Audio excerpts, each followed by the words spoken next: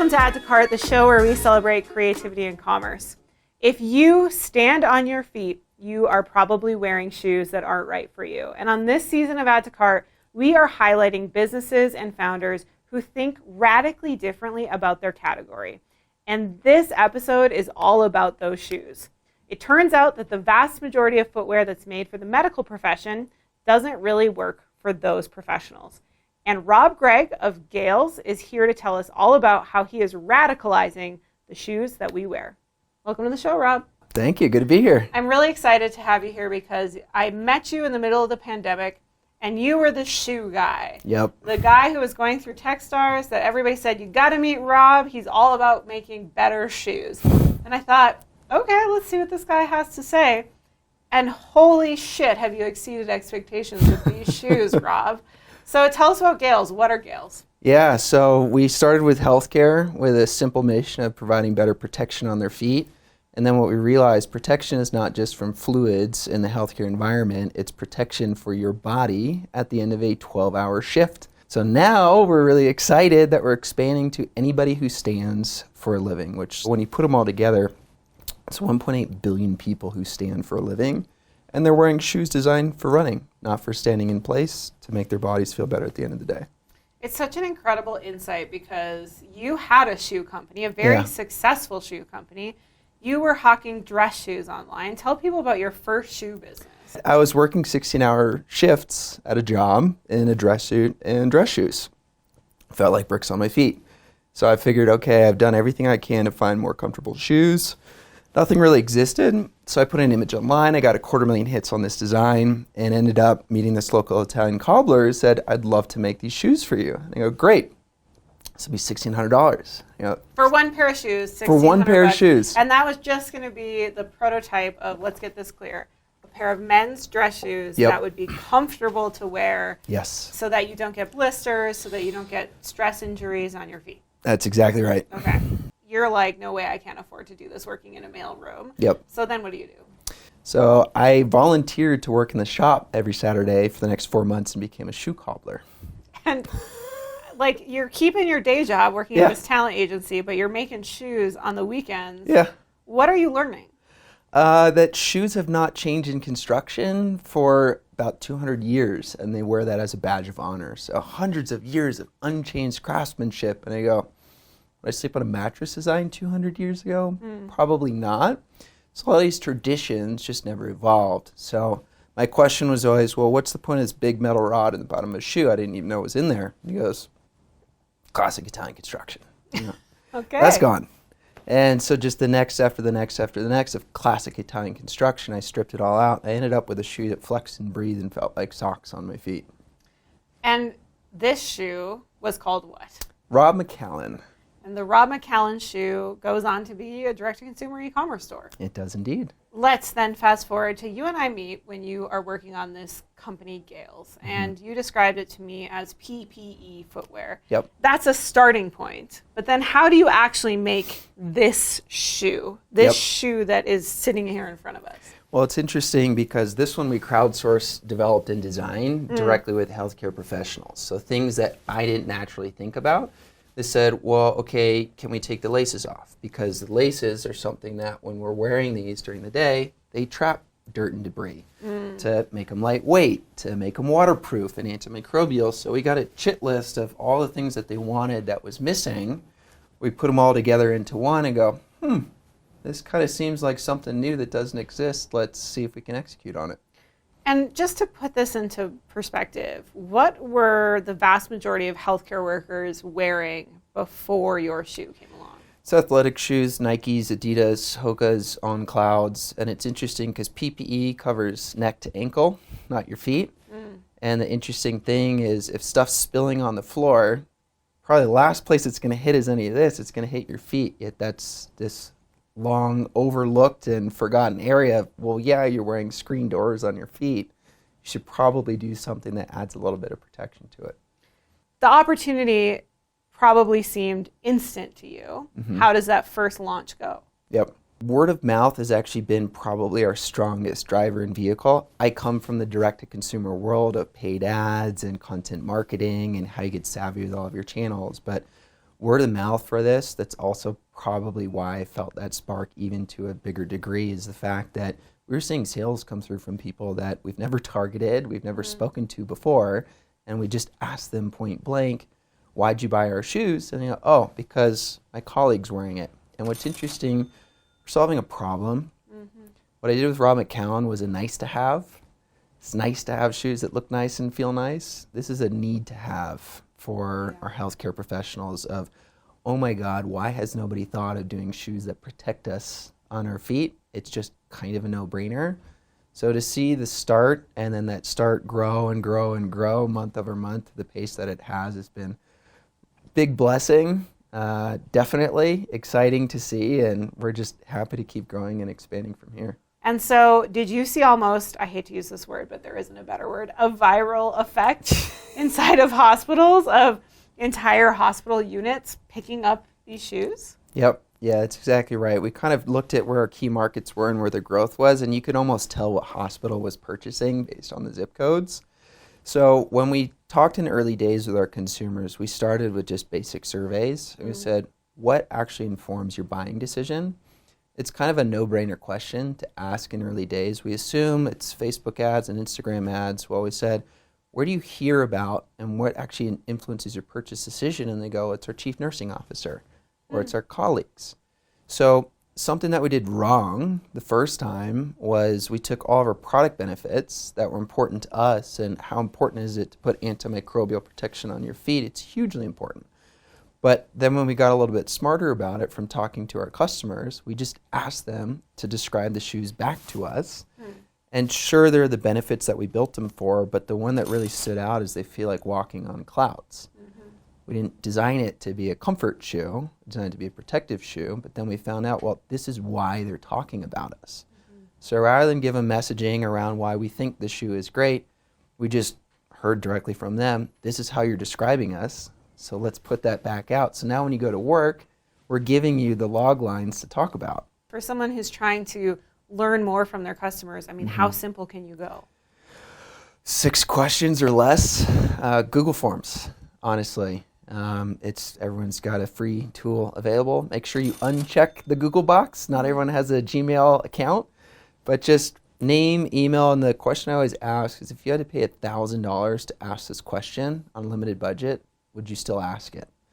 And if the answer is no, don't ask it. Keep it short. And the other piece, and this is where a lot of surveys go wrong, is they ask steering questions. They put surveys out to try to get the answer they want to hear. Okay. It's a safe way. Say, hey, if I made shoes a lot more comfortable, would you buy them? Tick yes. This is a terrible question. Yes. So we say, tell me about your shoes. What do you like and what do you not? And just open-ended. And if they're expressing pain, great.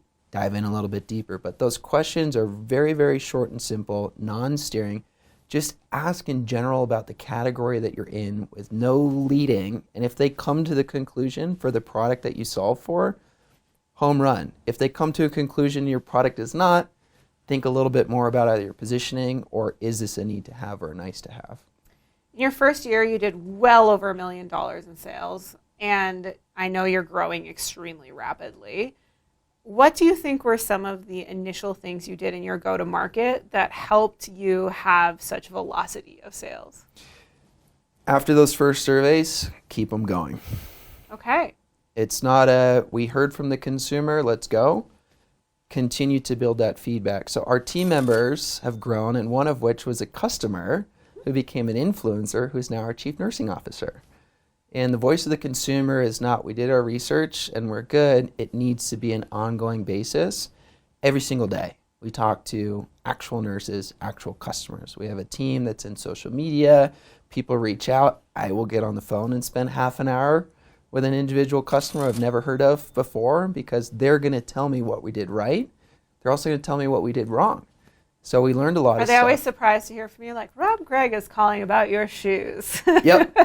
You know, it's funny because my number was the customer support number, and we would get phone calls saying, I can't track my package. And I go, well, let me help you out. And they go, what's your name? I go, I'm Rob, and I'm the founder of the company. And they're going, wait, what? But sure, I'll call UPS for you. And I did. And I made sure they all got their shoes. What do you think you've learned over the years talking to customers about just that honesty level that you seem so intent on having? Yeah, it's because the things that you're probably worried about as a product maker are the things that your consumers are probably going to experience, and it doesn't do anybody any good not to just address it straight on the nose. Mm-hmm. So when you evolve from your V1 shoe to this shoe that you're wearing and that's up here, what are some of the things that you heard that you decided to change? Yeah, so not all feet are the same. Wide width tends to over-index for people who stand for a living on their feet because the pressure all day makes them spread out. Makes sense. Kind of that's obvious. Their feet have changed from their job. Their feet have changed from their job. Interesting. So wide width makes sense. We learned that not everyone's in a heavy fluid barrier protective requirement zone. So let's put some holes for breathability for people who are not in the OR and ICU. One of the other really interesting things we learned is that we wear cotton socks, not compression socks, usually day to day. A lot of people in healthcare wear compression socks that have synthetic materials. And when synthetic material rubs against synthetic material, it kind of has that leather jacket squeak sound. We had no idea. It was nothing that we ever tested in our early days. An easy fix for us. I actually took a piece of sandpaper and scrubbed the inside of one of my shoes. And that little bit of friction made the shoes not squeak.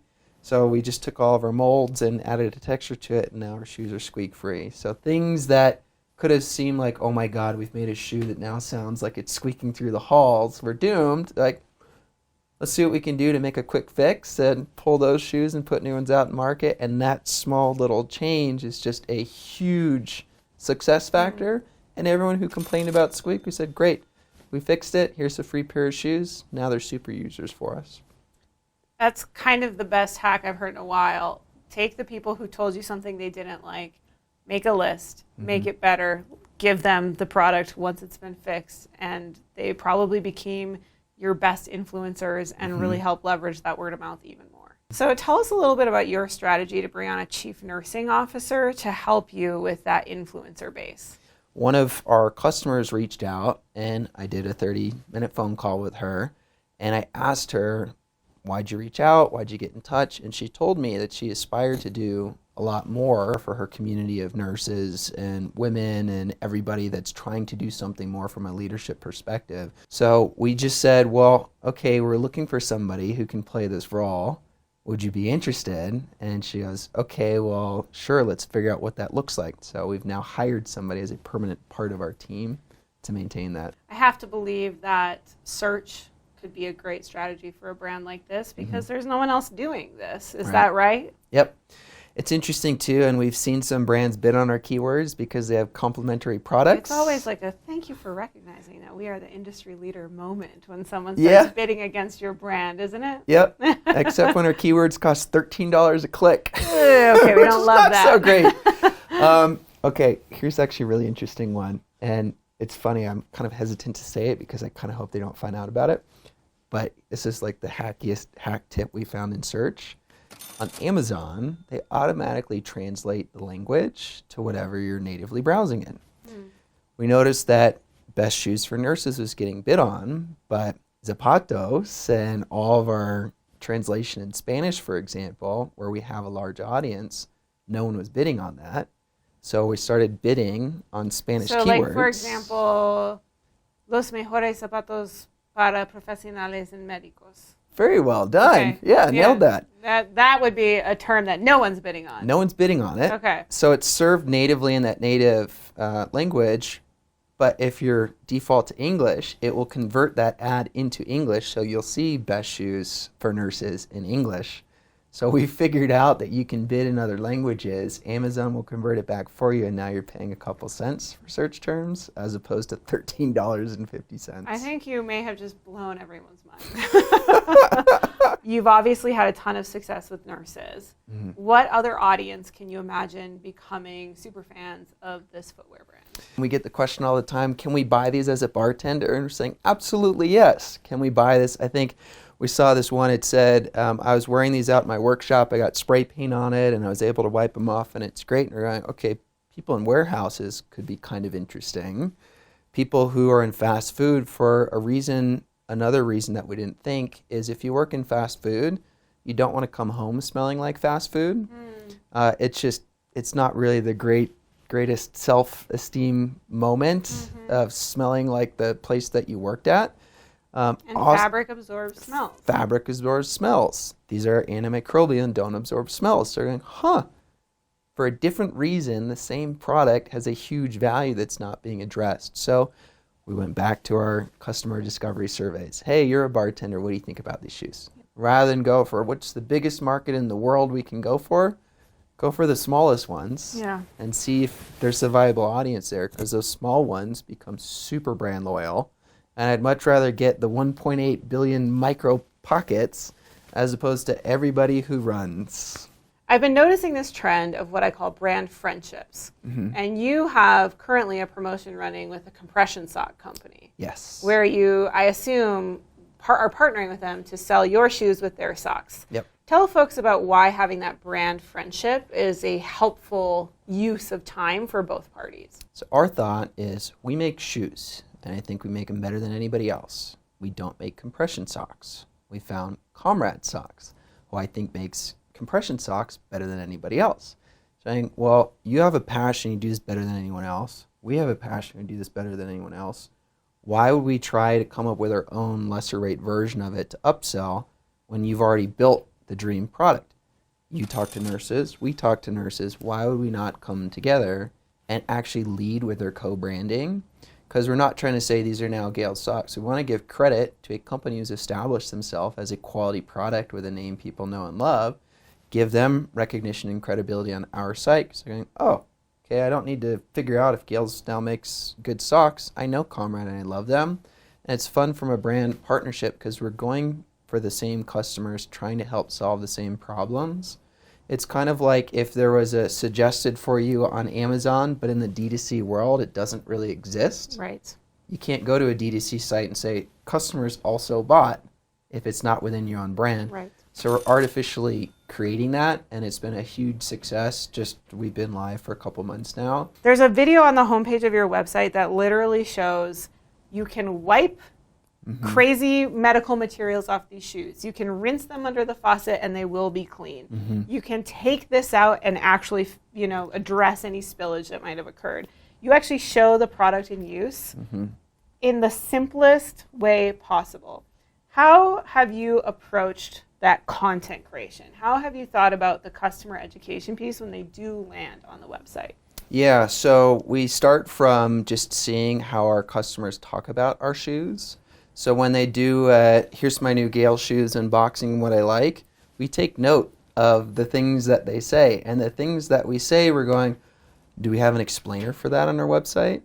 This is a really weird analogy, and I have to give credit to the founder of Mugsy Jeans that he told me, it always sticks with me. He goes, to have the best website, you can imagine someone drunk at 3 a.m. Okay. Going to your website, can they figure out what it is and why they should purchase? So it's a weird mentality, but it actually kind of works. So we're going, okay, if they're going to have these questions anyway, text is a lot to go through, squinty-eyed at 3 in the morning. A video, a GIF, a still image that says exactly what that question is. It's such a better customer experience because real quick in a scroll I can go, I can see they're easy to clean. I can see they're antimicrobial. I can see I can put them in a washing machine versus click to the FAQ page and dig through forums and surveys. So it just hits it right on the nose with how our customers are talking about us, the things that they've highlighted as important, and do it visually.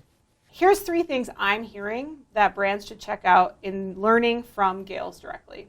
First and foremost, customer surveys. Customer surveys are working for you, and they don't only help you make your product better, they help you make your messaging and your visual imagery better.